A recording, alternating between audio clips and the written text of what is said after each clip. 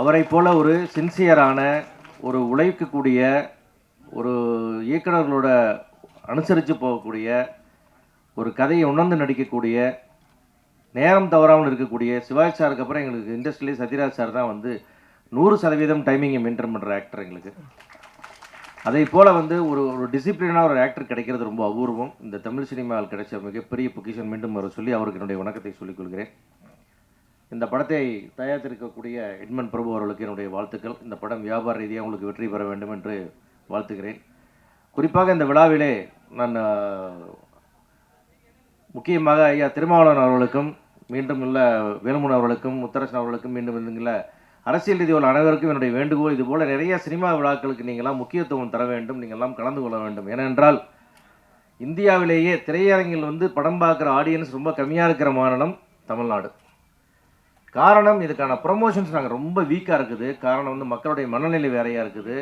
மற்ற மாநிலங்களுக்கு எங்களுக்கு தேட்டரில் ரெஸ்பான்ஸ் இல்லை. இன்றைக்கி வந்து படம் எடுத்துகிட்டு இருக்கிறோடைய 90% தயாரிப்பாளர்கள் நஷ்டத்தை மட்டுமே சந்திச்சுட்டு இருக்கிறோம்.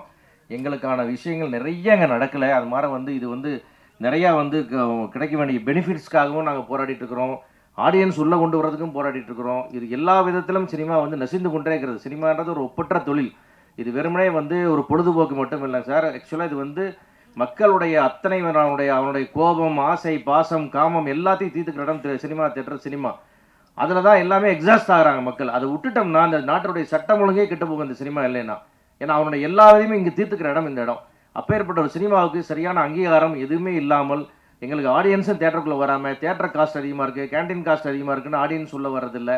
அதேமாரி வந்து படத்தை ரிலீஸ் பண்ணோம்னா ரிஸ்க் மொத்தம் ப்ரொடியூசர்ஸ்க்கு இருக்குது. இன்றைக்கி தோழர் சிகவரை ரிலீஸ் ஆச்சுன்னா அந்த படத்தில் எவ்வளோ ரூபாய் கிடைத்தாலும் அது வந்து தயாரிப்பாளருக்கு கிடைக்கும். ஆனால் எல்லா பேரும் எல்லாத்துக்கும் போகும். அது நஷ்டம் வந்தால் தயாரிப்பாளருக்கு மட்டும்தான் போகும். அப்படி ஒரு சூழ்நிலை நாங்கள் இருக்கிறோம். அதுபோல் வந்து இந்த சினிமாவை ப்ரொமோட் பண்ணுறதுக்கு நீங்கள் எல்லாம் வந்தது எங்களுக்கு பெரிய மகிழ்ச்சி. ஏன்னா உங்களால் இந்த சினிமா இன்னும் அதிக தூரத்துக்கு எடுத்துகிட்டு போகப்படும், அதிக மக்களால் பார்க்கப்படும். இந்த விளம்பரங்கள், இந்த விழா அதிகமாக பார்க்கப்படும். அதன் மூலமாக இந்த படம் வந்து ஒரு நல்ல லாபத்தை எட்ட வேண்டும் என்று எங்களுடைய ஆசை. இதே போல் பல விழாக்களுக்கு நீங்கள் தொடர்ந்து ஆதரவு அளிக்க வேண்டும். எங்களுக்குள்ள குறைகளை கூட மத்திய அரசியலை சொல்லி எங்களுக்கு வேணுங்கிற சில சலுகையெல்லாம் தேவைப்படுகிறது. நாங்களும் போராடி கொண்டு தான் இருக்கிறோம்.